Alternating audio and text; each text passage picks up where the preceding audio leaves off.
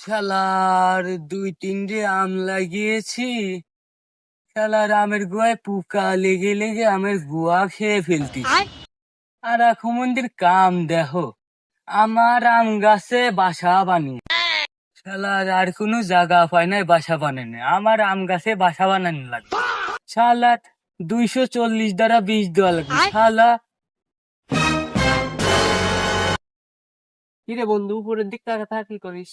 আর কইস নে রে বন্ধু, 2 ডিকি 3টে আম গাছ লাগাইছি, তার ভিতর মনে হয় 2 ডিকি 3টে আম আইছে, বুঝছিস বন্ধু? আর শালার মাকড়সা আমার গাছে বাসা বানিয়ে থাকতে শুরু করছে। তা ওর কি করা উচিত তুই ক?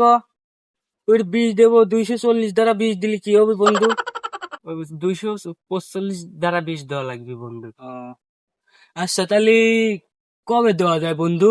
আজকে কি বার বন্ধু? আজকে বন্ধু তোর হলো লাল শুক্রবার। লাল শুক্রবার, তুই সবুজ শুক্রবারে দিস বন্ধু। আচ্ছা তোর কথাই থাক, তাহলে সবুজ শুক্রবার আসো, আসলে পরে তারপর দেবো না রে বন্ধু। ওই জাত করা লাগবে, না জাত করলে আমার আমের গুয়া একটু খেয়ে খেয়ে। কোলাকুলি আচ্ছা করি। তাহলে বন্ধু কোলা করি করি।